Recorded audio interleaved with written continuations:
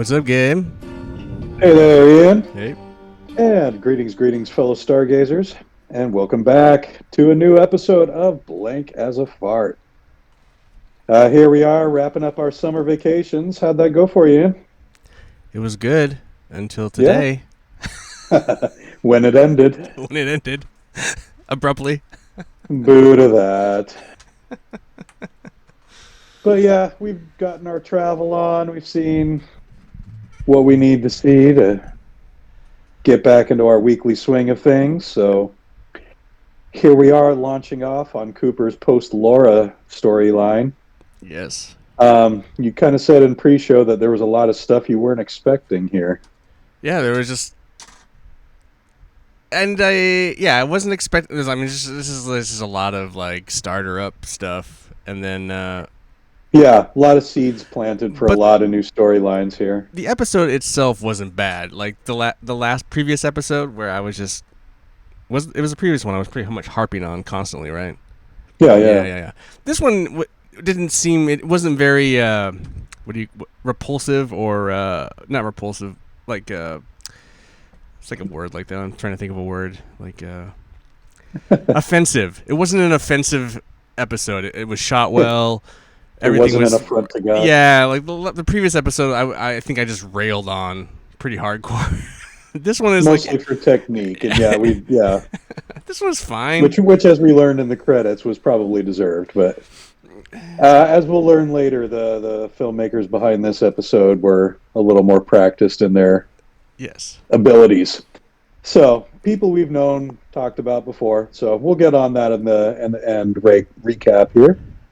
But let's start from the beginning, shall we? Let us. Or do we have any housekeeping to take care of? Talk about the socials? You guys know them all, right? They're pretty obvious. The only different one is blankasafartpod@gmail.com. That's the email. All the rest, just Google blank as a fart on your favorite social media apps, except Twitter, Shitter, X, fuck that shit, whatever it is. There you go. So eloquent. There we go. So let's get into it, yeah? Yeah. I don't get the title of this The episode. title, yeah, Masked Ball. Again, yeah, as I think we've touched on this once or twice in the earlier episodes, but the way that these episodes are named, it doesn't come from Lynch or Frost at all.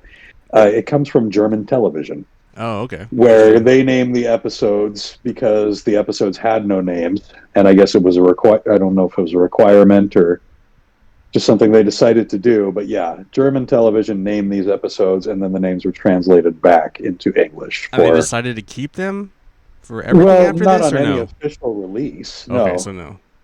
you see it on IMDb and you see it on like Wikipedia pages and shit like that, but on like DVD sets, no, But on none the of these official titles. Amazon, like on the version I'm watching on Paramount Plus, they've adopted the names, obviously. Have they? Yeah, yeah, because like so it always has the names on those. I don't recall if they did it on Netflix. They probably did it on Netflix too. Hmm. But I mean, those are, as far as Lynch is concerned, they're unofficial. Gotcha. That's too bad. I just make them official. Yeah, he got his way with the return. Everything is just a number in the return. So, but nonetheless, My we digress. only thing could be like they didn't quite get some of the stuff, and because there's like a wedding at the end and there's people kind of celebrating, I mean, there's kind of a ball, kind of. and I guess somebody is, not necessarily what they appear to be. Right. But it's like If that's that's a the really reference, I that's think that's pretty outdated. but I can only think that that's it because there's nothing really else that even anyway. Yeah, that's the only assumption I can make as well, but we'll get to that. Indeed. This week's opening scene, it's pretty unambiguous, dialogue free. Just a lot of generic boogie woogie as we see James speeding down the highway on his Harley. Where is he headed?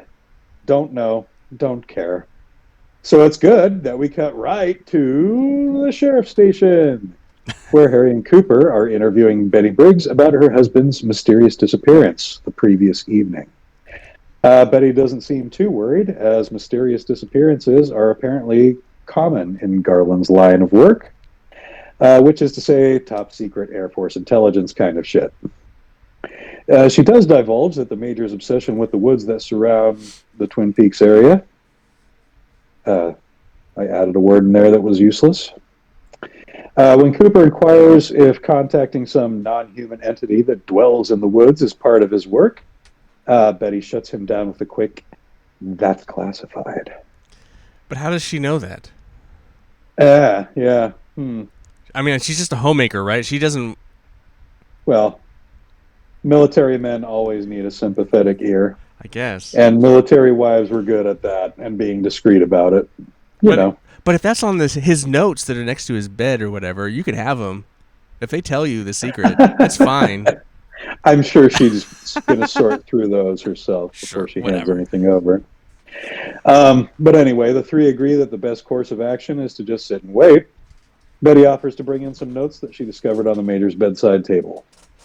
After she exits, Coop confides to Harry that whatever happened to Major Briggs was clearly not part of his work.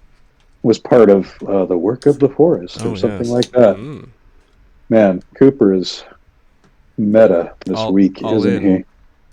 All in. I don't remember any of this at all from him. Like this particular episode, the interview with Hardy and stuff. None of it rings a bell for me. It is all just kind of like, I feel like I'm seeing it for the first time, and it's weirder than I remember.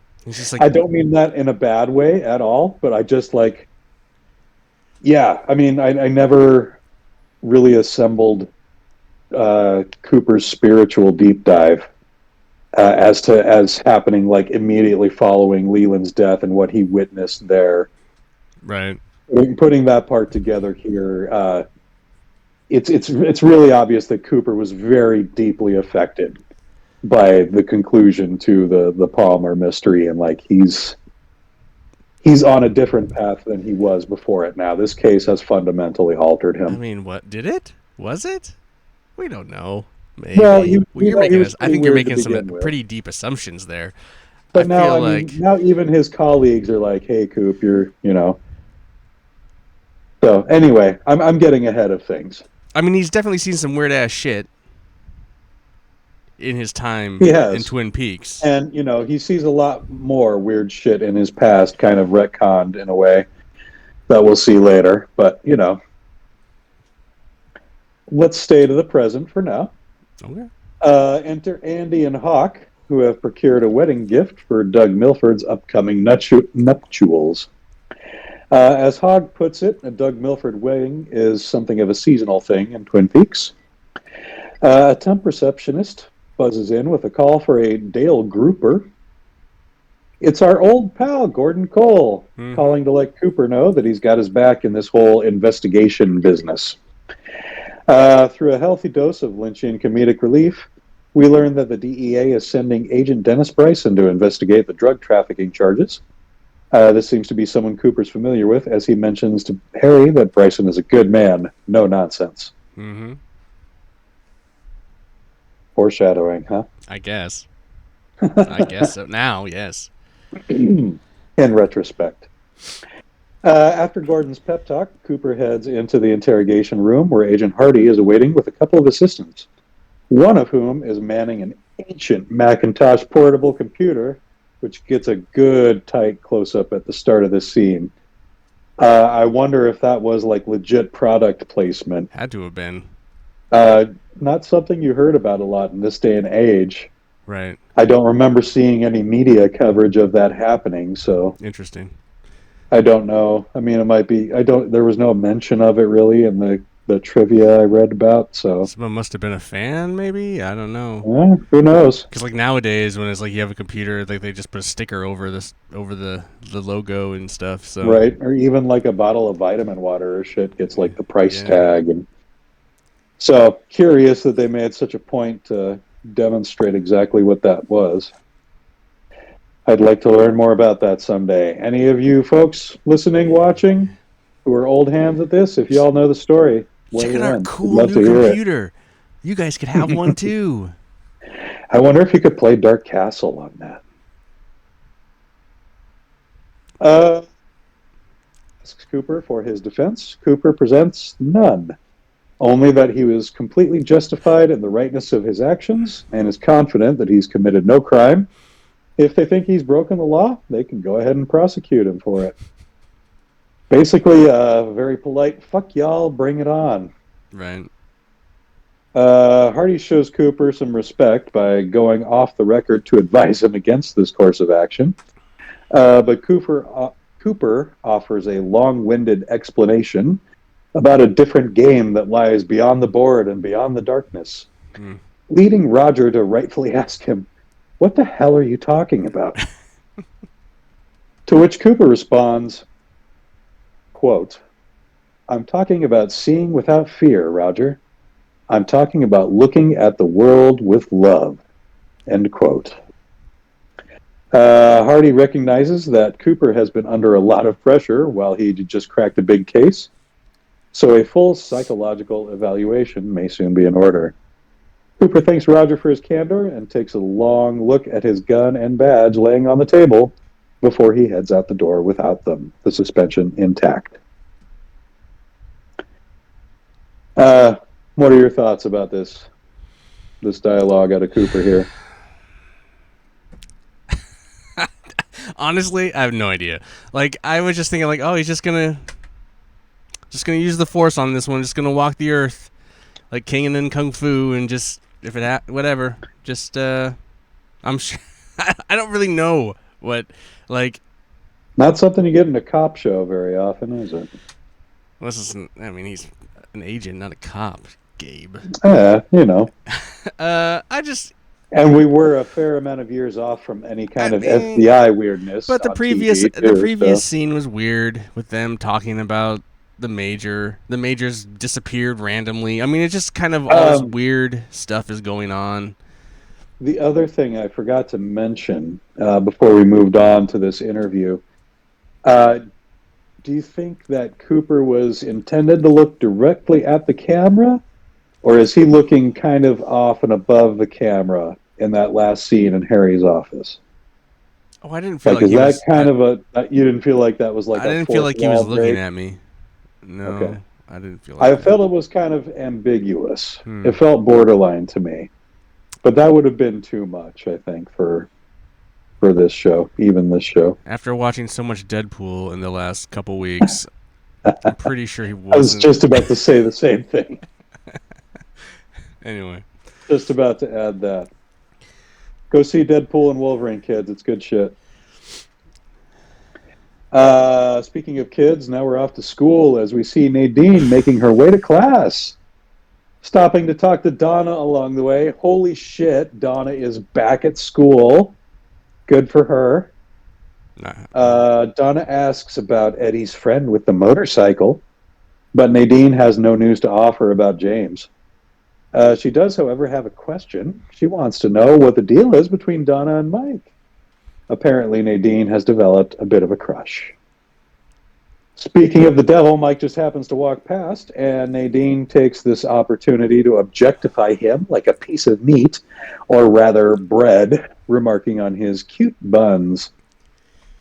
When Donna inquires about the status of Nadine's relationship with Ed, Nadine is non-committal, implying that Ed has been more of a dad than a boyfriend as of late.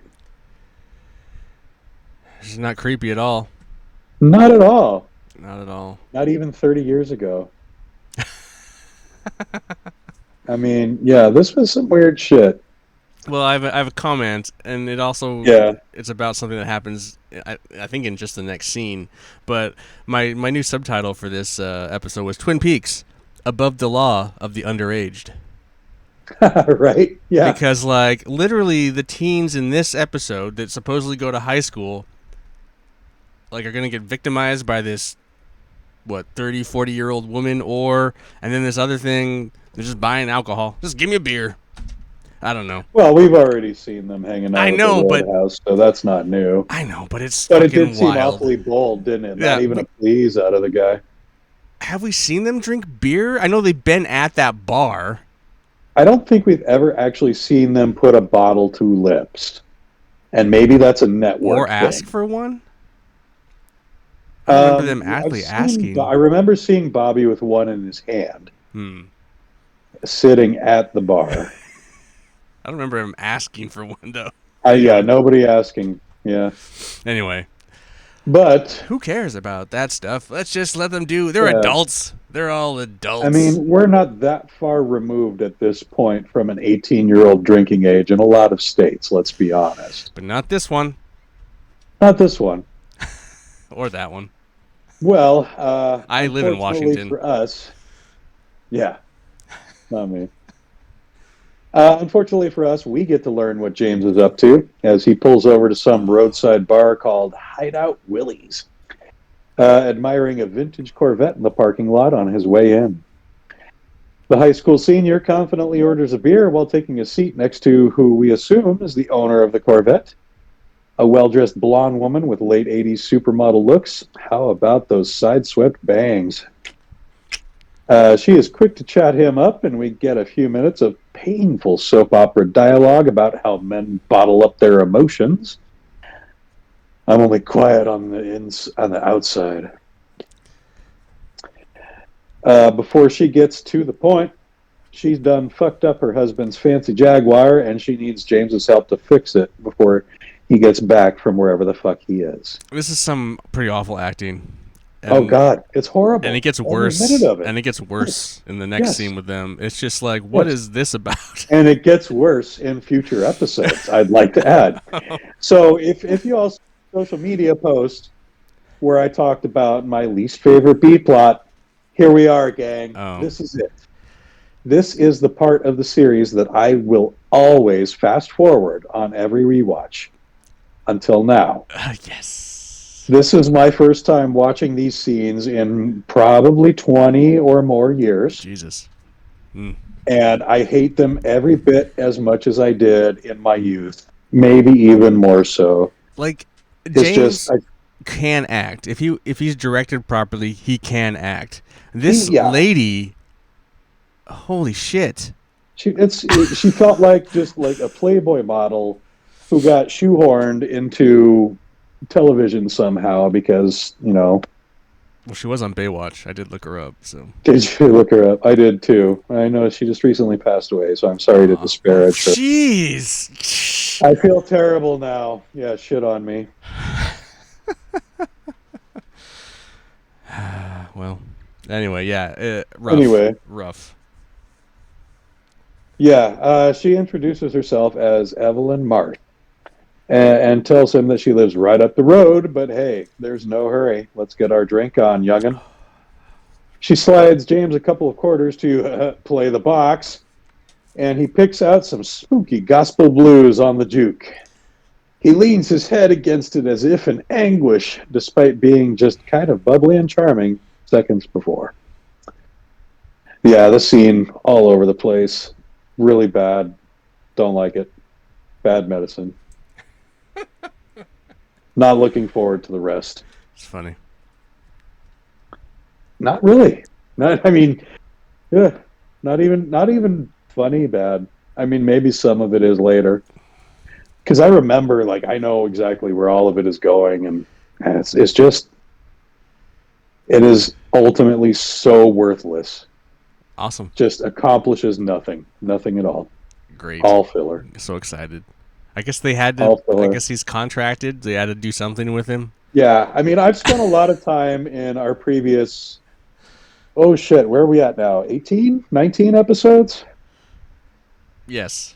Yes, around there. Anyway, our previous episodes, I've spent an awful lot of time defending this show.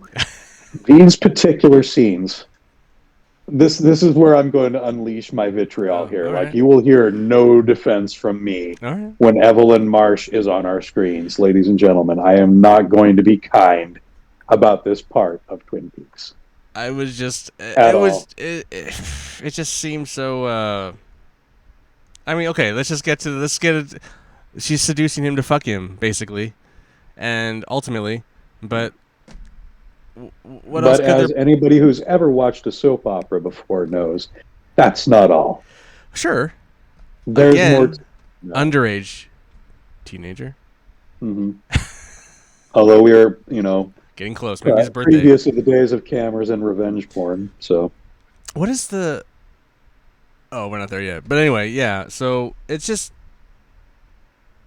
I also have to keep thinking that the time frame in the show is way different than it throws, because they even bring up the time again in the show later on, and it's just kind of like, oh, what?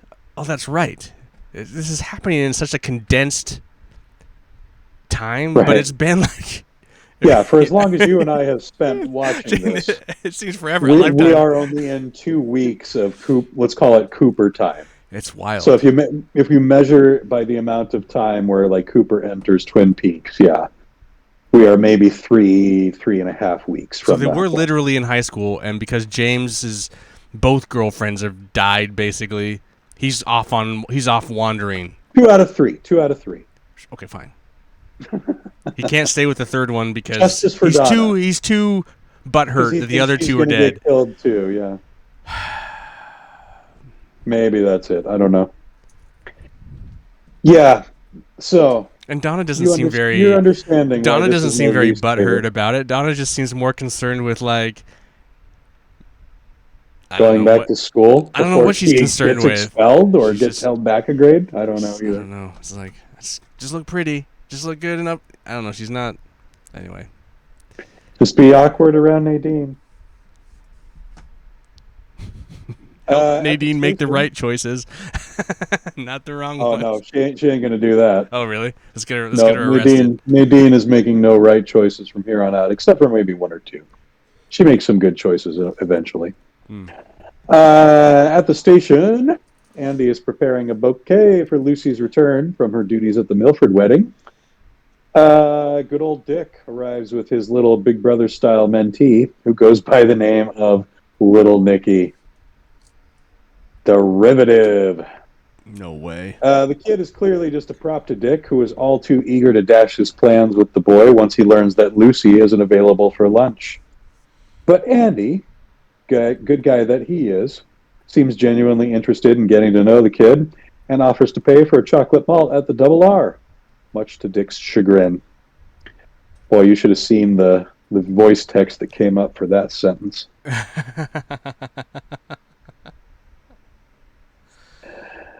Yeah. Yeah. Just more of this. Like, isn't this over yet? No. Christ, no. This is our comic relief. Yeah. This is our mood lightener. When did this start? Which part, Dick? Yeah, this has been going on a long time. No, this whole like, yeah, it's been going. Or just forever. Andy and Lucy thing. Yeah, well, it's all part of that. Just anyway. Yeah, this is a Lucy free episode, isn't it? We get a lot of characters not showing up this week.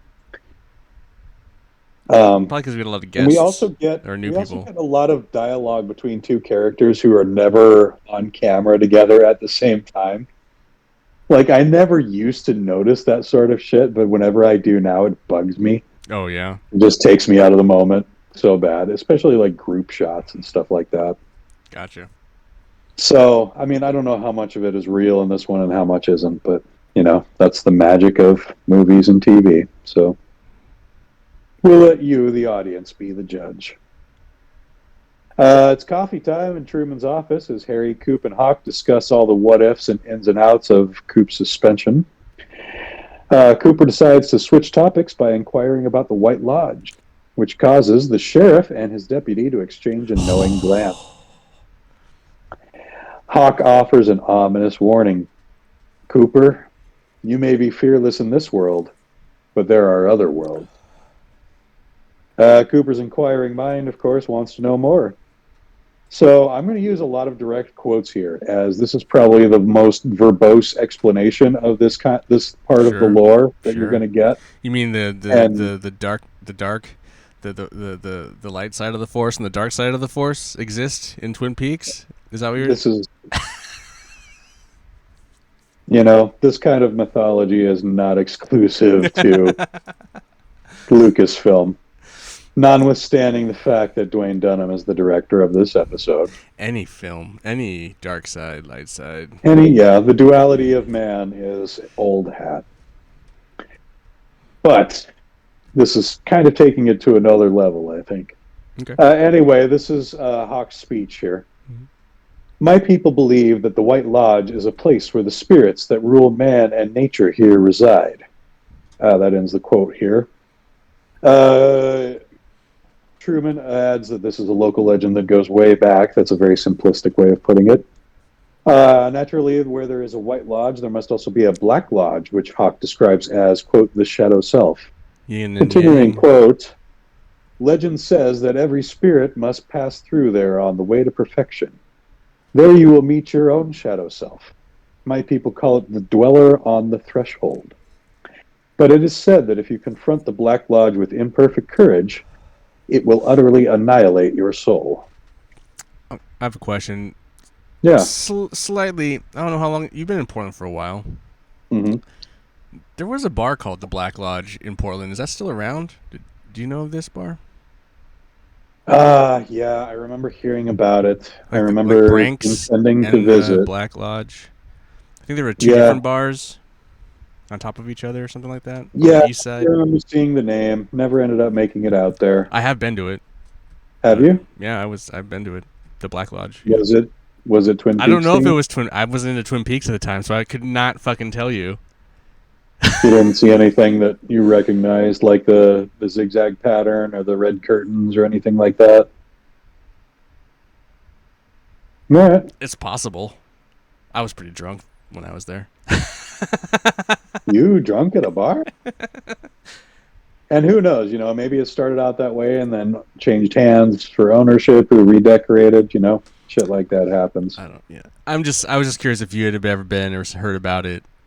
I do remember hearing the name, yeah, but it never got interested enough to visit. Okay. Wasn't doing a podcast then. I mean, I've been to the pub at the end of the universe or whatever that one was. I've been to that one Yeah. a couple times. Remember that I place? remember that place when that was around because I'm a hitchhiker's. It wasn't that great. It's just a fucking whatever. It's No. fine. Yeah, that's called Holy Ghost now. See, all That's good not things bad. come to an end. Yeah, that one was vacant for several years. Probably. But we're off on a tangent here. Story Hitchhiker's time Guide with to the Hawk. Galaxy is never a tangent. I'm preparing for a lot of shame from all sides here, as I will have to confess to never having read that book. Bad me. I have like 3 copies of it. Anyway. Well, you know who to donate one Yeah, to. there I'd you love to go. get into it. I have no excuse for never having done it. And to be fair, I've never watched the movie either to spoil anything about it for me. So The movie's great too. And the TV show, great. Not great, but great. So bad it's good. Anyway, now we're taking a tangent. now we've taken it as far as it can go.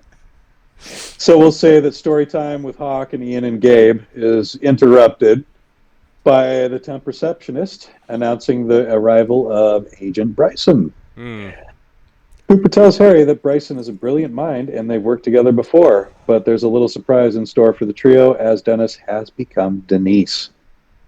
That's right, a transgender character on primetime television in 1990, played by none other than David Duchovny. Happy birthday, Double D, 64 years old today. We love you, dude. This is his television debut, 3 years before he would be manning the desk as Fox Mulder in The X-Files. Cooper is initially confused by this change in his friend, but he's quick to accept it. Harry and Hawk, perhaps not so much. Denise exchanges pleasantries with Cooper and Harry and goes over the basics of the case. She mentions that she'll also be staying at the Great Northern and offers to meet Cooper for a talk later, which he happily agrees to. This last sentence here, I do think Hawk is trying to pay a genuine compliment, even if he does misgender Denise in the process. Oh, yes. Let's start off by saying, right off the bat, trans rights are human rights. We're allies here. If you're going to try and use us as a platform to spew hate, fuck all the way off. Instant block. No discussion about that whatsoever. There you go. So, yeah, let's talk about very, very early representation. What do you think about this here? I mean, let's specifically talk about Duchovny's just so performance. fucking woke. No, I don't know. You say that like it's a bad thing. This was not something I like. what was this used for back then? I mean, were they trying to get a laugh? Were they? I guess it just depends on I what they don't were think. I mean, actually trying to do back then. there was. I think there was a degree of them trying to get a laugh in a couple of aspects at Denise's expense. But look at how quick Cooper is to be like, Sure. okay, Denise. How often did you see that sort of thing in Oh, television? never. You know, a transgender character was always some sort of freak or some sort of punchline. But not only is Denise quickly accepted by her friend, she's also very self-assured, very confident, very clearly good at her job too. Right to the point, knows exactly what she's talking about, doesn't beat around the bush. Right. This is not a character that is played strictly for laughs. She's portrayed as a whole person here. Right. I guess. She is not just Yeah. I don't really her, have any. what makes her a minority. She's not limited to her minority status as a character. But I do feel like it's all for shock and awe in the show. I think there's a degree of that. Um,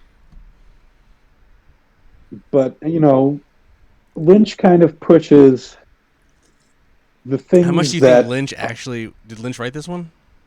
no, It's just and like I'm Lynch not probably sure how just much input he had hit on on the this one. character. Right. Um, I think he had a fair amount of input on the character, at least Frost, maybe too. I don't have a lot of evidence to back that up, other than it seems Lynch would always be on the forefront of that sort of thing in his work. Do you think so? I mean, I've always felt like Lynch, I mean, while having Elephant Man is a well, good example I of guess that, I would so. say. But that's, I guess I don't. There's some cross dressing in Lynch movies, but there's not a lot of like actual. There's not a lot of actual discussion about the I don't even think there's a lot of maybe this like. is the wrong word, but the practicalities of it, the realities of it. Well, just not a lot of Yeah, it's characters always though just. either. I mean, Elephant Man is an interesting. That's a different. That's. I mean, sure, I'm that's just a saying, like, reactionary of someone who's. I'm just chalking that up as to saying, excuse me for a moment. I've just got to do one thing real quick here. I'm just using that as an example of characters not being judged strictly on Mm, their appearance or what right. makes them different from Right. the other character. But I don't think That's Lynch all is I'm known saying in for that regard. tackling kind of. Social issues of Well, that nature. I mean, maybe just not like well, just even necessarily. characters that are LGBTQ. Like you don't really see a Yeah, lot fair of that enough. in his Like we do films. see a transgender character here before we see a gay one, which is interesting. But I feel like the character here is We don't even approached know with an even if he's hand. uh, like we don't really get into that either. A little bit. We do a little bit toward the end. Yeah, but it And I doesn't. have some notes about that, about his and Cooper's talk later on. Okay. So we'll get to that, more of that later. But I just like to say that I feel like from the very beginning that it's a fair portrayal. It's not a cartoony kind of caricature Hmm. of a transgender person. It's just a real person who happens to be transgender. I guess the only way to really know this, because I'm not a transgender person, is to if what people of that community would actually think of this character, like what they think and what they feel about Uh, how it's portrayed. I don't know how that community, if they've ever said anything about this show about that character, if it's ever been pulled out as a character, to put on a platform and say, hey, we're being represented here. If it's a good form of representation, like yeah, I don't know. I did read a little bit of literature earlier today to cover that. I should have cited some links or something, but the gist I got from it was it's not perfect, but we thought it was fun and we'll take it. Right. Okay. So obviously, cishet male is not ideal casting for a transgender, Sure. but again, like they made some of the same points that I did in that, like the status of her gender was not the focus of her character necessarily. And this is obviously of a time back in the where they were less informed. Like today, Mm-hmm. this would be not this. You know, Yeah, it's there like was it's like definitely the some outdated terminology it's like the involved. Asian face. You know, it's like there's a lot of stuff that this show was taking some pretty broad swings at that we Right. have to look at through a lens. But you know, Right, because you couldn't say anything different about, say, Saturday Night Live at the time. right. So yeah, and I appreciate you being fair on that hand, but again, I feel like they don't have too much to defend in regards to how they handle the character of Denise Bryson, and I really like the way that Duchovny portrays her for that regard. I mean, he's not over the top flamboyant; he's feminine. I mean, He's kind of a I woman. mean, when I saw his name in the credits, I was like, oh, David Duchovny is going to be in this episode, and then and I assumed that was going to be your favorite cameo appearance, and then it was a Correct. surprise when he walks through the door and he's now a she. But you know, he can act, Mm-hmm. acts well. Him and Cooper have a good chemistry, and it's like it's like whatever. I guess I was expecting the '90s viewpoint that Hawk and why do I Harry. always Harry? Why do I always forget his Because fucking it's so name? basic. Truman, Harry So Truman, goddamn Harry S. basic. Truman. Right. Anyway, yeah. So I was expecting Cooper. It was refreshing that he just kind of like he was like, oh, and then he just kind of like shrugged it off, Mm-hmm. And I don't think that's an uncalled for kind of. I think a lot of people that have never been confronted with that kind of situation, Mm-hmm. you're gonna act one of two ways. You're either gonna be like Cooper. Well, one of three ways. Cooper, then the kind of other Truman and Hawk, or the just straight up bigots. There's, so it's nice and to see. You're right that Cooper was very still just human being. Let's move on. Mm-hmm. So, Yeah. yeah, I Part don't of know. part of what I like about the guy, right?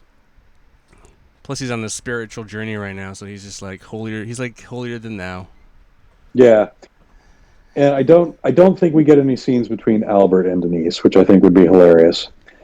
But yeah, let's keep in mind that Denise is DEA, not FBI. DEA, Drug Enforcement. DEA. Now we're in the high school gym where Nadine is hitting on Mike while pumping 600 pounds on the leg press with ease. This gets her the attention of the coach, who decides that Nadine should have a spot on the wrestling team with Mike. Gulp. That's all I had about this scene. Old people hitting on young kids. It's just not right. Not at all. The 20-year age gap. I mean, I'm sure we got some red pillars who are like, haha, cool, teacher, haha, whatever. It is Fuck nice y'all. to see some more variety. Like, who's the other FBI agent that's investigating? Richard Roy, Roger Hardy. Roger Hardy, and then the coach or the gym teacher. Yeah, we do have Where some it's like diversity in the most recent episodes. lately, Excellent point. it's been very white in the very beginning episodes, except for Hawk, who's Native American. But for the most part, it's been just this white cast. So I mean, Mm-hmm. there has been a little more representation, but like not like huge characters. But I think, well, the investigating guy, he's what, 2 episodes now? Yeah, he's had a couple runs. Yeah. I think he might get one more. We do see more of the coach, too. So It looks like he's going to like try and get her to use her powers to fight the evils of other football teams. I don't know. Is that what happens? Not football. No, she's going out for the wrestling team. Oh wow. Yeah. Sweet. Okay, Yeah, never it's mind. going to be much better than that. I think football would have needed too many extras for the budget. That's a good point. They might have rewritten that. Now we cut to Josie drowsing away lazily in Harry's bed. He opens the curtains to wake her gently and comes in with a glass of water and a cuddle.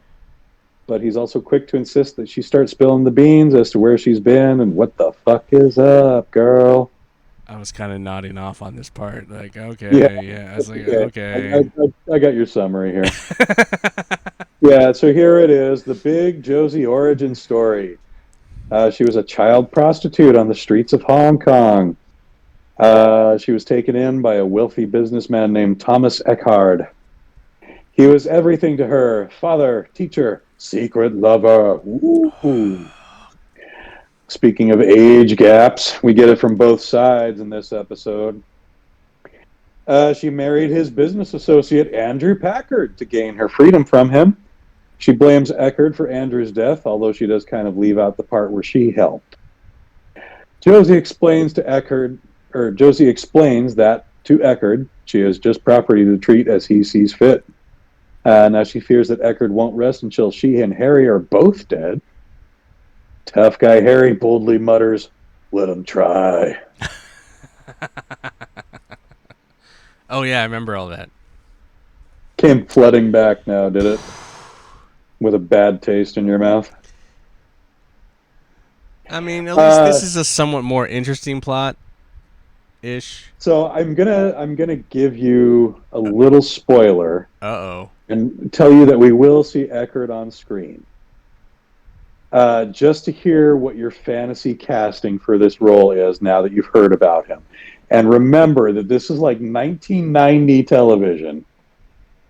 So think of like character actors in the early 90s or late 80s. Old. That you think would be... He has to be older than her, right? Quite a bit.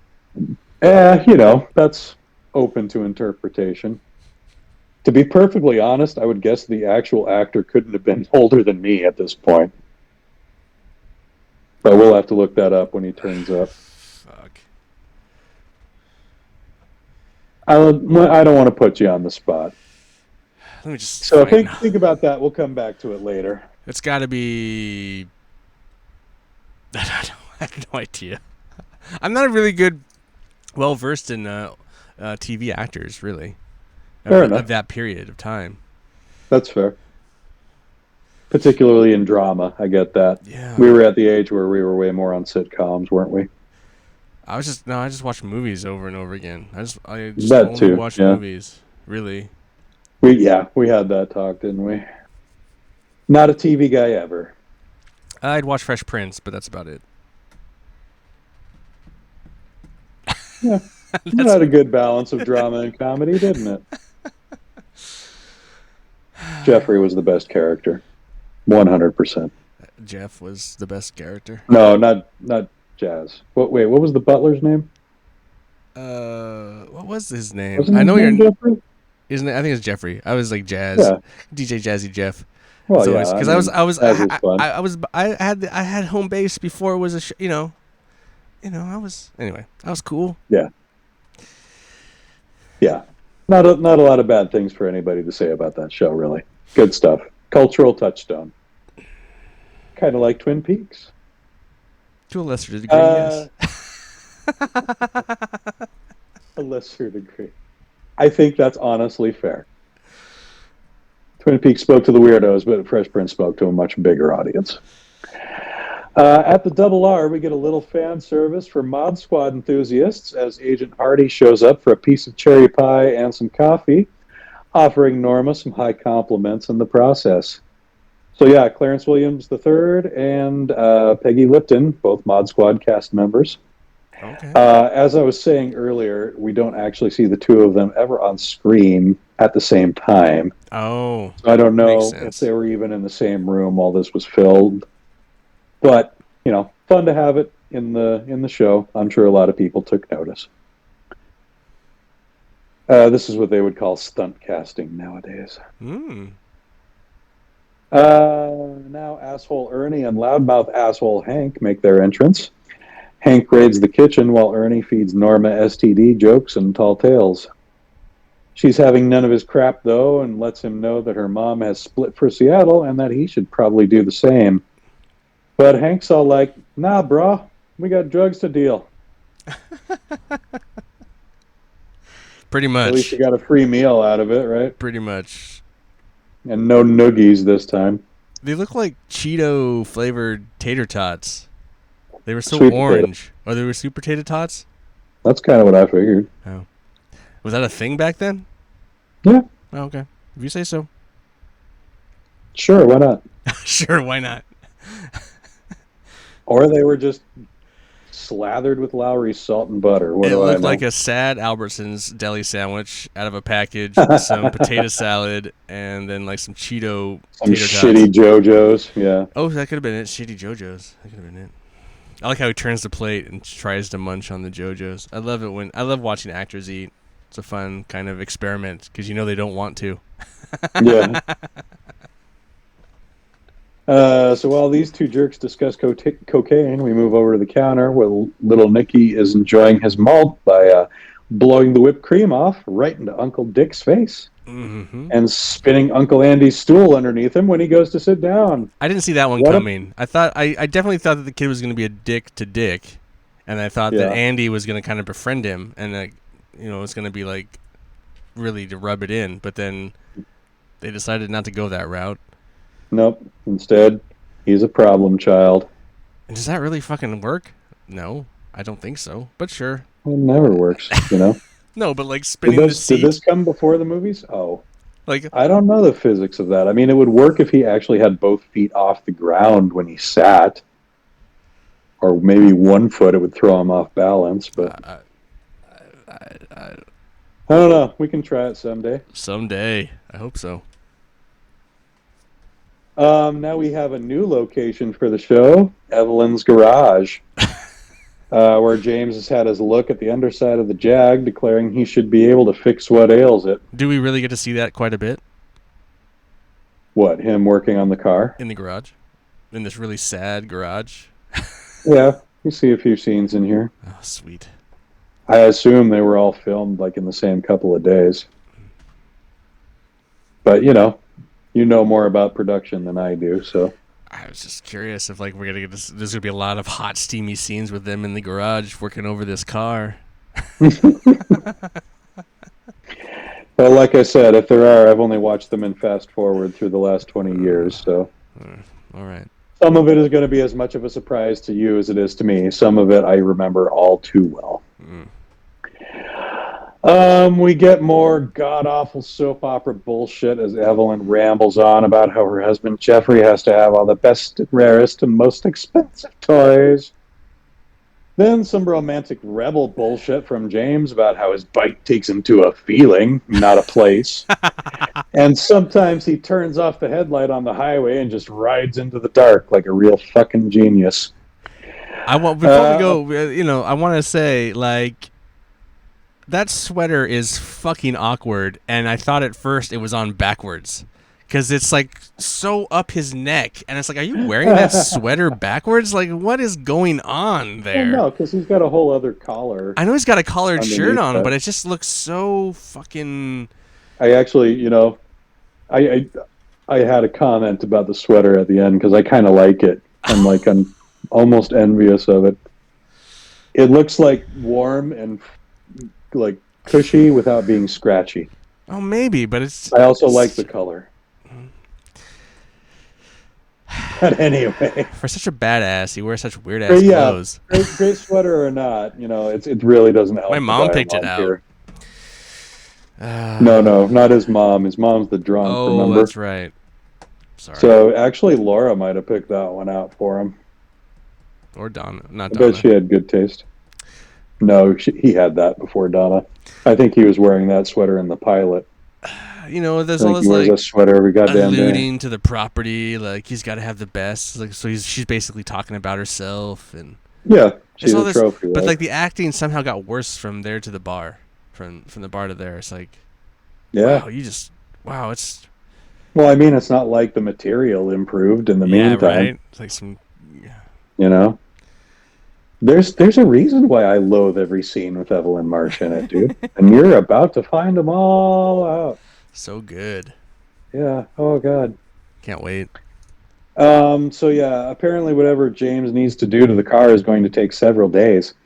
As Evelyn offered to put him up in the guest house or the guest room or whatever she called it while he works for free, room and board, ooh, and whatever else he names as his price. I wonder what that These means. rich people, yeah. Could mean sex.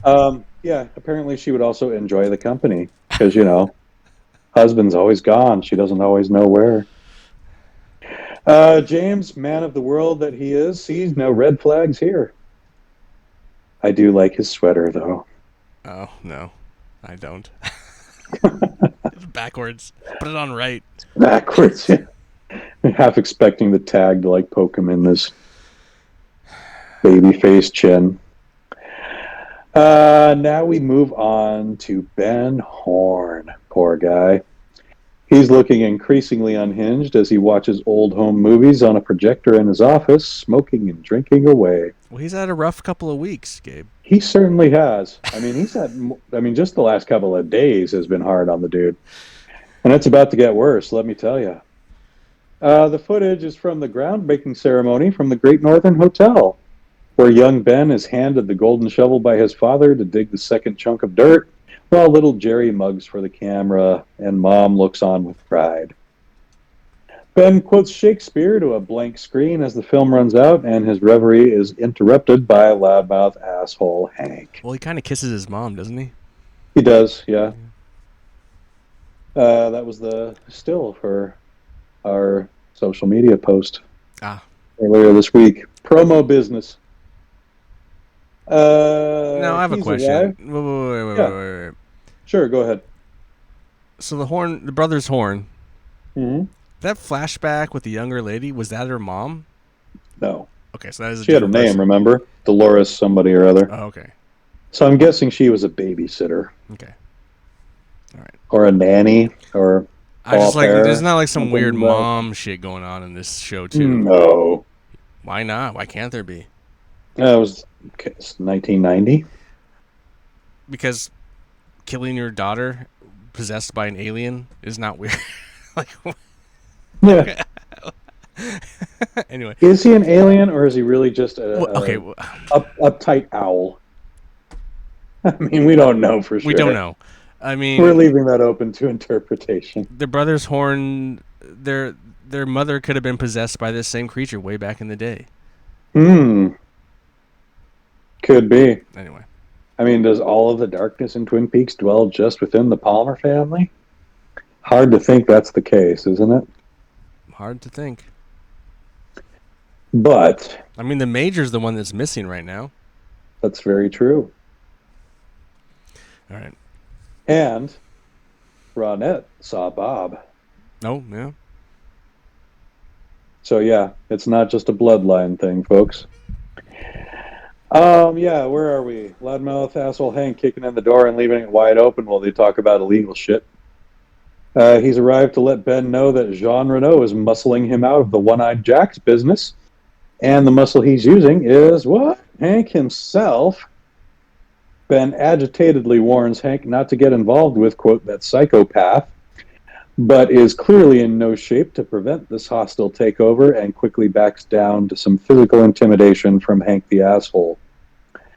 The loss of his illegal streams of income, in addition to his legal ones, seems to be the straw that breaks the proverbial camel's back that is his brain, as he does his best Jack Nicholson Joker impression while making shadow puppets in the light of the projector.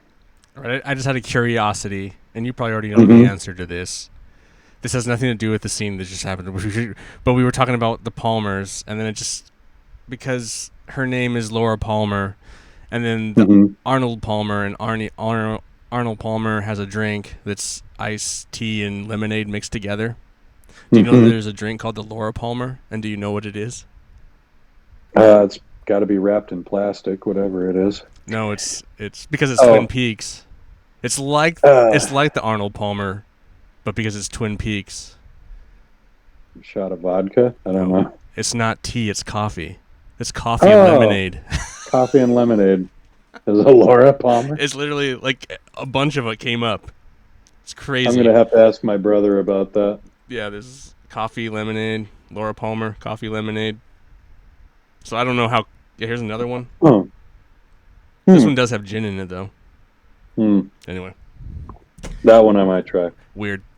Anyway, yes, Shadow Pup. Is that like an elk he's doing? Or what? Riding? I don't know. It look like an elk, yeah. But he was kind of doing the ears. Or a reindeer. Maybe. Or, yeah, bunny rabbit. Maybe. I don't know. With teeth. He's a Monty Python fan. Jesus Christ. Cooper's in his room going over his daily mail, which today includes another envelope from arch enemy Wyndham Earl. This one contains not only his next move in their long distance chess game, but also a voice letter on mini cassette. Wow, throwback there. Earl obviously has access to the same thesaurus that Major Briggs uses as he indulges us in a classic villain monologue, using the chess game as a lengthy metaphor for his conflict with Cooper. He concludes with a chilling intonation of, quote, "The king must die." So yeah, I'm not going to make a guess that one. Yeah. That's a guest star to. I mean, we'll talk about him later, but as far as I knew at this time, somebody I was not familiar with. Okay. But yeah, let's worry about the king later because there's a wedding going on. What? We join in progress during the I Do's as Dougie and his young bride Lana, played by the lovely Robin Lively, are interrupted during the whole Any Objections part by brother Mayor Dwayne. The mayor accuses Lana of being a gold digger only out to grab his brother's publishing empire. Truman escorts him away, but not before he's managed to embarrass himself again. Did you recognize Robin Lively? What do you know her from? I don't You know. don't? I mean, she looks familiar, a little redhead, but I couldn't tell. She I know looked like was in she's from more something, stuff. but yeah, I don't know. I know she was in more stuff post this and prior to this, but the one most people remember her from is Karate Kid 3 as Daniel's love interest in that movie. Wow, I don't even remember Karate Kid 3. What happened in Karate Kid 3? Daniel almost joined the dark side. You know, funny that should come up.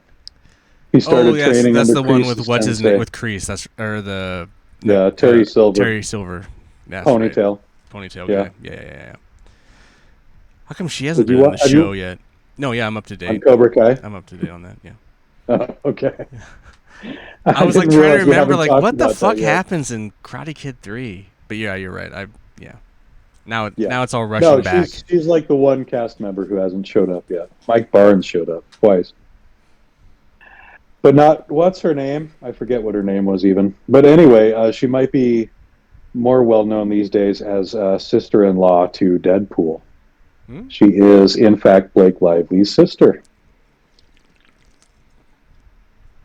So she gets the scraps. She gets like, "Here, you can have here's some acting gigs for you." I'm pretty sure their dad is like majorly loaded, so they're pretty well set either way. Well, Ryan Reynolds is pretty majorly loaded, so yeah, I don't think they're struggling. Christmas presents are, 5 digits for her. She's lucky. Maybe, I don't know. Geez, projecting. you poor person. I bet that it's all about just love and hugs. You don't need monetary gifts. I mean, we did get that look at a celebrity Christmas from Kevin Bacon's performance in the Guardians of the Galaxy holiday special. There you go. Yeah. That's how celebrities really celebrate Christmas. People just seeing clearly. 100%. Just out of the shower, Cooper receives a call from Denise inviting him down to join her for a drink at the wedding reception in the Great Northern Ballroom. He heads downstairs after leaving a voice note for Diane just in time to see the accordion player. He passes the log lady as she takes a seat next to Pete and the mayor with a full plate of food, declaring her love for Milford weddings. Good old Margaret. Cooper finds Denise waving the bridal bouquet at the bar. Good joke here, as she mentioned she had an unfair advantage due to her previous varsity wide receiver experience. But outside of jokes, she doesn't have much good news for Cooper. She's discovered cocaine residue in his car, which he suspects will match the missing lot from the Mountie sting. She's sympathetic to his plight, but she needs more than his word to prove a frame job. Meanwhile, the mayor is offering an endless stream of complaints about the wedding to Pete, who responds with awkward smiles, eye rolls, and heavy sighs. Cooper politely asks Denise about her transition, and she's happy to explain. While posing undercover for the DEA to run a sting on a fetishist dealer who would only sell to transgender customers, Denise came to the realization that it was a comfortable and natural role for her. Cooper accepts all of this without question and is glad his friend is happy. And that's all the explanation we really need, people. Be more like Cooper. Be more like Cooper. We could all be more like Cooper. Take that to heart. Harry joins them at the bar, and the happy couple also swing by to say their hellos. Lana recognizes Cooper as, quote, that FBI man, and makes semi-googly eyes at him over her husband's shoulder as they continue dancing. Harry gripes about running interference between the brothers during the festivities. Apparently, Dwayne does his best to ruin every one of Dougie's weddings. Right now, he's only ruining it for Pete, as he continues to brag about how much better he was at marriage than his brother. Margaret stops by again to extol the deliciousness of the wedding cake, and the mayor deflects Pete's compliments about the music with, "Nah, they ought to play the Death March. Nah." I forget who the actor's name is again that plays Mayor Milford, but that smileless laugh, that smileless old man laugh he does, it gets me every time. It really cracks me up. Oh, and makes, it's just the vintage 80s grandfather. Or he's a human Muppet. Whatever you want to call it. He does seem like, what do they call those two on the Muppet Show? The grumpy guys? Yeah, what the hell is their name? I should know this. Yeah, they both could play those guys in real life. Yeah, I'm very bad for not knowing this. Anyway, we got our lone Audrey sighting this week on the dance floor as she waltzes with Cooper, while Denise and Andy get cheek to cheek, much to Harry's amusement. I don't think that scene was played at anybody's expense either. It was fun.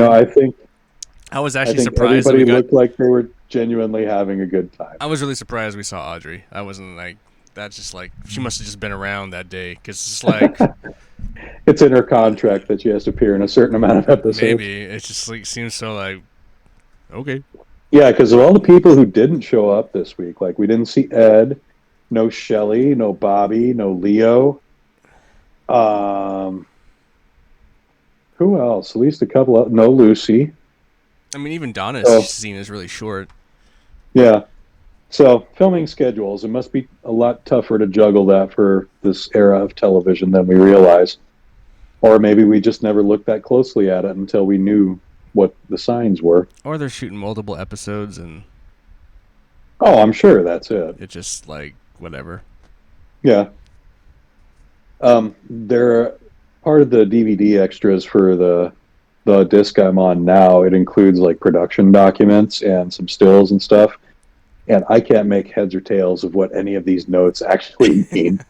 Like, I'm sure you could look at them and be like, oh yeah, this is like an editing log where maybe splicing in this take here and this take here. But I'm like, it's all fucking gibberish to me, man. That's funny. It was kind of fascinating to look at it though. Like, it had like a listing of what color print represented what draft of the script, which I thought was pretty funny.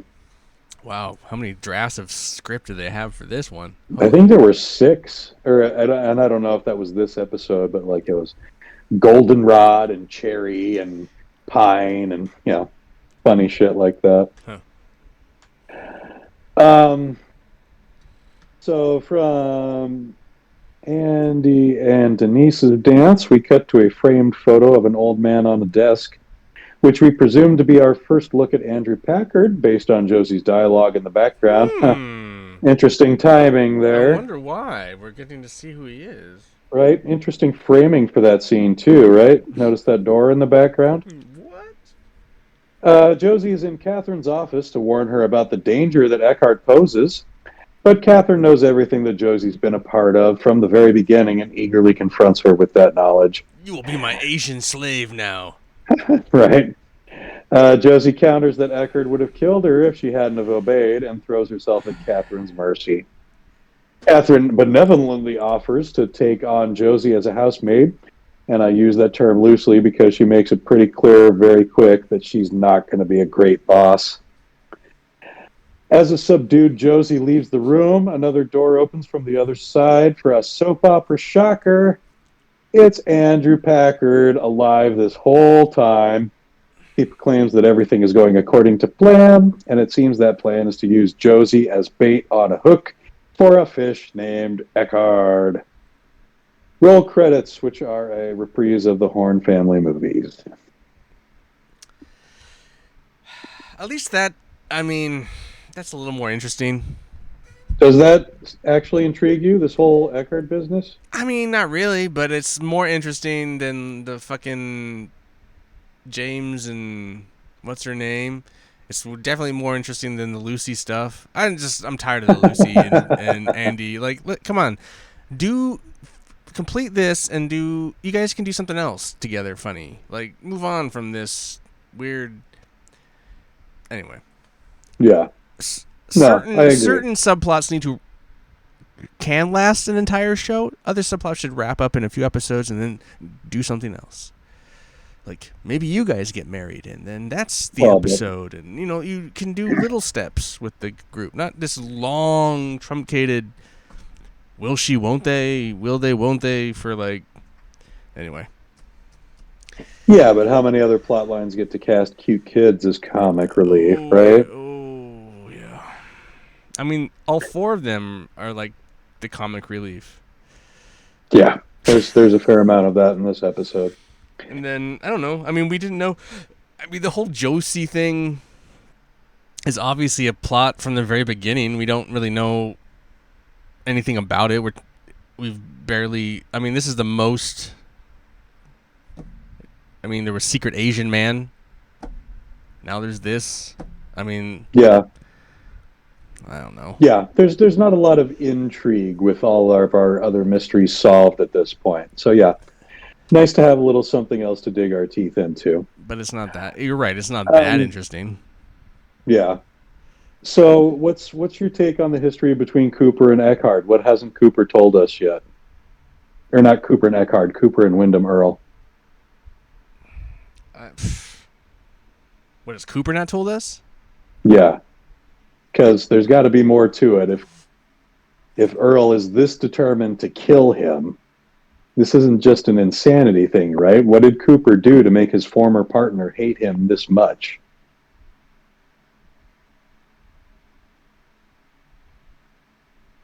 Well, I mean, did he get involved with his daughter and get her killed? Like Ben Horn and Leland and I mean, all kinds of other shit. Who's the woman that left him or got killed? Cooper talks about the witness that he fell in love with and ended up dying in his arms. So is that that he was protecting with his partner? So it's got to be somehow related to that, or was it his ex-wife? I don't know, his wife, Wyndham's wife, and then I don't know, was Cooper fucking? I don't know. This has got to be tied together somehow, though, right? Gotta be. We don't have many more episodes. Yeah, no, I'm pretty sure we get all the answers to that next episode. Oh wow. I might be wrong about that, but we'll revisit that. Okay, that's fast. I mean, how many episodes do we have left? If we're on 11 or something like that. So what? This is where are we now? 19 episode season 2. 18. How many episodes? Oh yeah, you're right. This is episode 18. Well, 19th including the pilot. So yeah, 11 more episodes before we wrap the OG series. Before I forget, let's do the ratings. This episode aired December 15th, 1990. This was the last episode to air that year. The next 3 weeks would be preempted for holiday programming. Household special, rating, Star Wars Special, The Nutcracker, presented by Betty White, The episode received a household rating of 7.9, which is up half a point from last week, not a series low. That's 12.1 million viewers, 15% household share, and a 67 rank on the week. Well, last week's episode was so awful that they had to do something. Yeah, nowhere to go but up. Not sure what it was that got them to sell. I don't recall if there were any promos that showed Denise's arrival that maybe piqued some interest, but But did who anyone know knows? David Duchovny at that point? He had been in a couple of films. I don't think anything enough to have been noticed, Right. but yeah, I don't know. Maybe just the very concept would have been enough to put a couple of eyes on the screen. Hmm. I guess sometimes I get like Lynch's activism and John Waters' activism confused, but I just think of them as contemporaries in a way and very, very similar as far as like the subject material that their films cover, in that it's like they tend to look at the stuff that most filmmakers gloss over. Like most filmmakers look for that idealized American experience, where Lynch is not like that. So yeah, I think Well, he likes to set it transgender. within it, though. Yeah, he likes to like have that idyllic surface Right. and then show everything else underneath. Not that Denise should be considered anything less than idyllic, because there's no dirty secrets about her. She tells you exactly, you know. She's keeping no secrets. I'll just say that. Okay. Let's go to our credits on this one. These are Twin Peaks veterans that we've got here. Yeah, I recognize the name. And Yeah, so writer for this episode was credited to Barry Pullman. I know this is not his first episode, but give me a second to find out what his first one was. If I remember right, it was The Orchid's Curse, which would have been 14 or so episodes ago. Right. Damn it, where did I put this? Anyway, this is the dude who spent a lot of time working on Roswell. Also, New Amsterdam. I mean, a lot of stuff that didn't really make the grade. But yeah, this is his second of 4 outings. We'll see him a couple more times. Cool. And I'm sorry, season 2, episode 5 was only 6 weeks ago. And this was the raid on One-Eyed Jacks, where they go to rescue Audrey. Oh, okay. So yeah, Barry Pullman is not necessarily a bad writer. So it kind of makes you wonder who in the writers' room shoehorned in all of that fucking awful shit that we got out of Evelyn's mouth. Or it's him, and it's just they didn't know what to do with them. It's just like they're being like, "Here's a thing we're doing." It's like, what am I supposed to do with this? It's hard to say. And as we mentioned earlier, director of this episode was veteran Dwayne Dunham. This is our Lucasfilm guy who has found more success in the editor's room than the director's chair. He did a whole lot of episodes in season 1. 5, 6, 7, 8. Season 1 episodes. Wait, am I looking? No, I think I'm looking at his editor credits. Excuse me. Let's go back and look at this again. Yeah, that's a lot for one dude. Yeah. In this show. Yeah, okay. My bad. His only previous directing credit was the very second episode, which would have been like episode 1 or the episode after the pilot. This is his second credit. We'll get one more after this. Huh. But yeah, more time in the editing room for a lot of Lynch stuff, not just Twin Peaks. He did Firewalk with Me. He also worked on The Return, worked on Mulholland Drive, Blue Velvet, Lost Highway, you name it. Cool. Yeah, they are longtime collaborators and friends. So I feel like through Dunham, Lynch probably had a lot of influence on this episode. I'm curious to see who the director is on the other episodes that feature Denise. Okay. So I want to say we only see her 2 or 3 more times, but she leaves a lasting impression. And it's all in succession? We might have a one episode skip here or there, Okay. but don't take my word for that. That could be faulty memory on my part. And I've probably asked this already, but we get Albert back or no? Is he done? Shit, I'm not all that sure. I think we might see him turn up one or two more times. No, I think actually that might have been his last appearance. The kind of I'm going to go that ahead kind of and meeting where they're sitting around and they all kind of like yeah, discussing. the evil that men do speech Right. that he made might have been his OG series hurrah. That's all right. I was kind of curious. Why am I taking so long to find this out?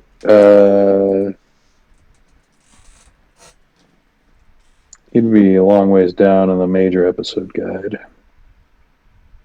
So let's see how far we scroll down to get to him. How far could it be? There he is. Oh, there he is. Found him. Found him. So let's see what he's known for and give us that episode count. I can tell you that he does make an appearance in... Wait, can I tell you that? No, I can't tell you that. Because I'm not sure if I remember that right or not. Okay. No worries. I'm taking my sweet time to find this. Why don't you fill some time? Sure. So some we got other some day. news this week that David Ask some Lynch has questions. emphysema. Yeah, but he made sad. he made it very clear that he is not retiring from filmmaking. No, just from filmmaking in person, which he implies is going to suck. But ladies and gentlemen, I don't yes, know. I have you see how emphysema red the drapes are? for many, many years in of person. smoking. I have to say that I enjoyed smoking very much, and I do love tobacco. The smell of it, lighting cigarettes on fire, smoking them. But there is a price to pay for this enjoyment. All right. Happy to report we do get 2 more appearances from Albert in season 2. Probably the season finales. Couldn't tell you. Oh no, I do remember what at least one of those entails. Yeah. I can't spoil anything now, but he may have some future evidence to offer Cooper regarding his shooting.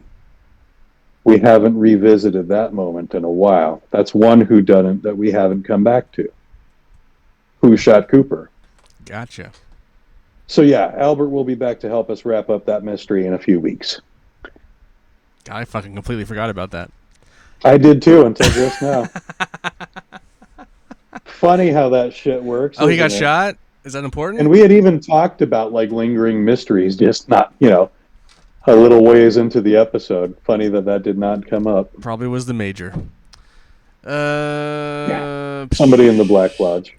Yeah, he's in the Black Lodge right now, being brainwashed. Is he? Or did the White Lodge take him to offer him some helpful knowledge? Oh, like they always seem to do? Can we be certain? You can't be certain. Actually, they'd probably just tell him some dumb riddles. Let me bring up the trivia page on here. I'm not sure if we had anything else. If I can't have you, no one can. Log Lady's speech this week wasn't all that impressive. Blah, blah, blah. Yeah, there is nothing here other than the fact that, we do have to mention that Dan O'Herlihy is the actor who plays Andrew Packard. Excuse me. He is our third and final RoboCop alum to join the Twin Peaks cast. That's funny. Playing the old man at OCP, who fires Dick and clears the way for RoboCop to shoot him in the big finale. Yes.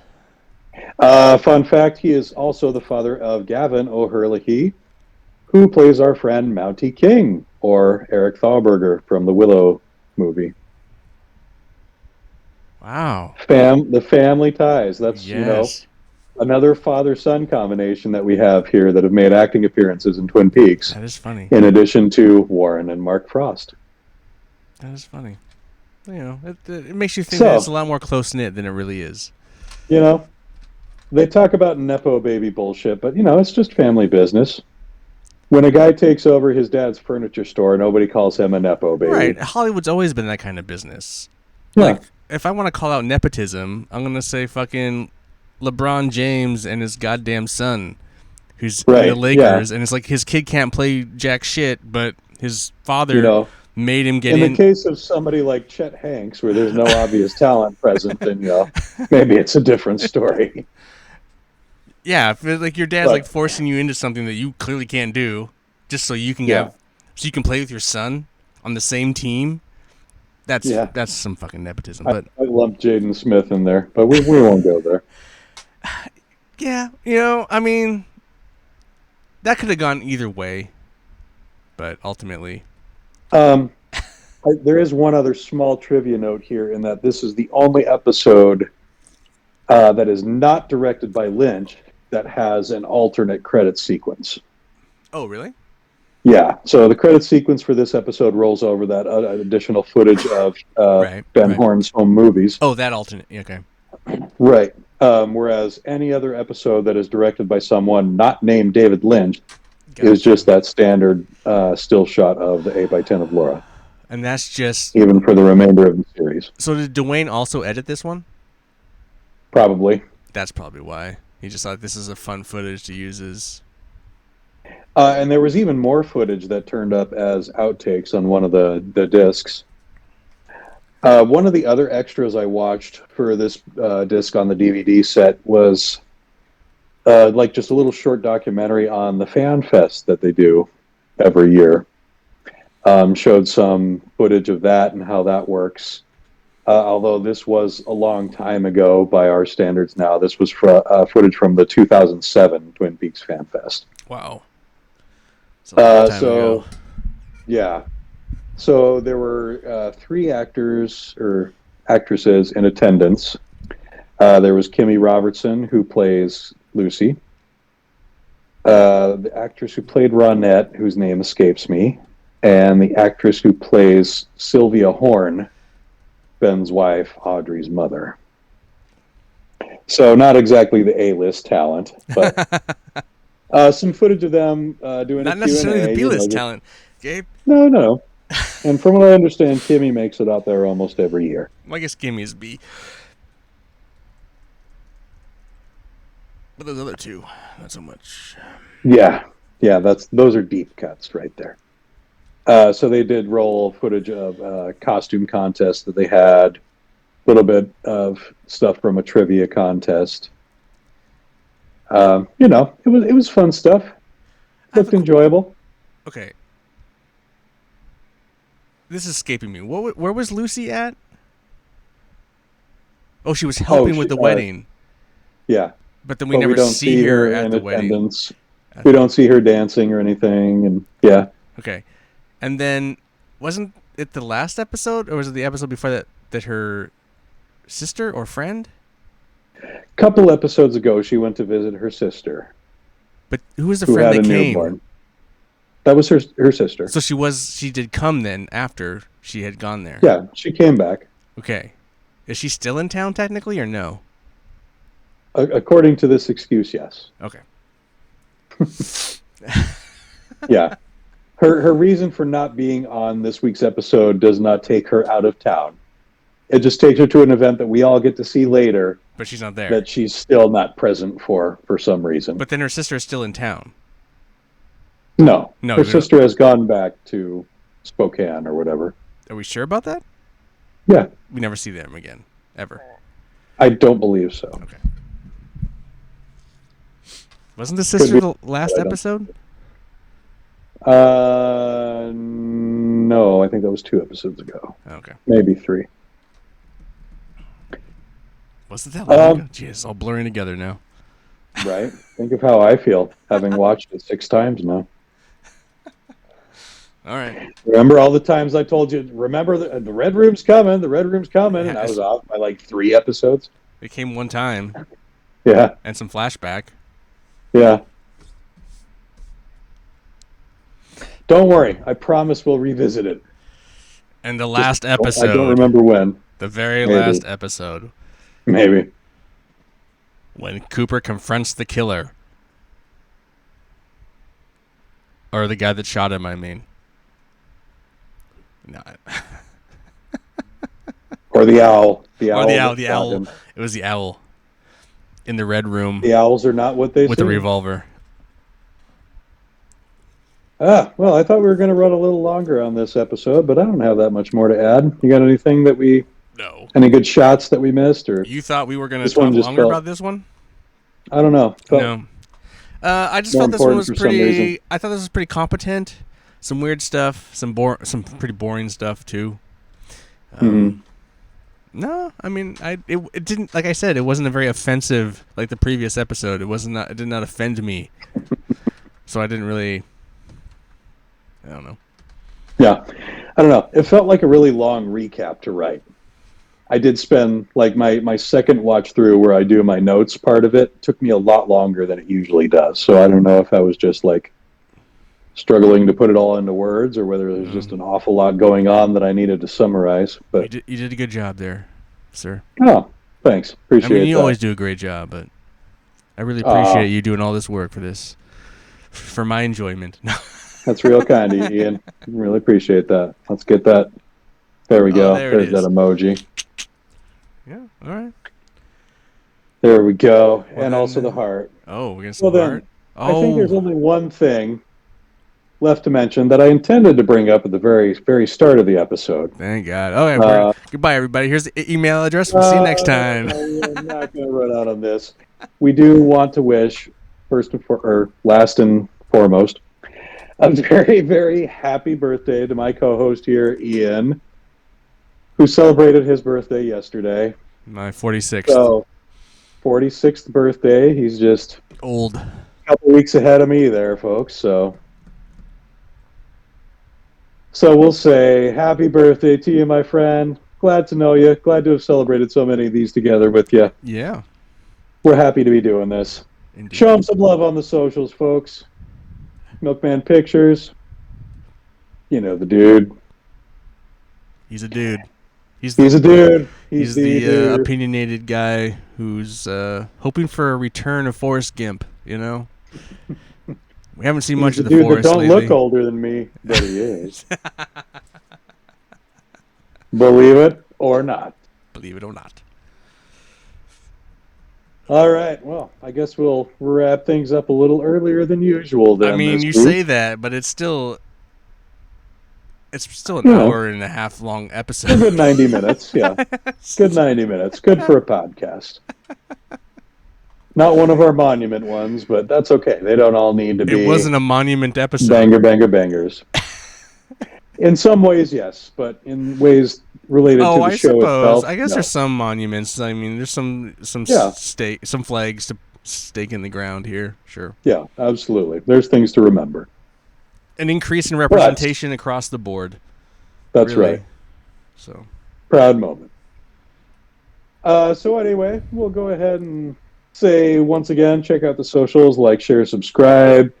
Go listen to all of our previous episodes, get caught up on all the good shit. You can find us on all of your favorite mediums. That's Spotify, that's Apple Podcasts, that's what does PayPal do podcasts now too? Probably look Audible, us up there. Amazon, Audible, Audible, that's the one I couldn't think the of. book one. The book one. Try not to give money to Spotify though. Fuck Joe Rogan. Anyway, join us wherever you like.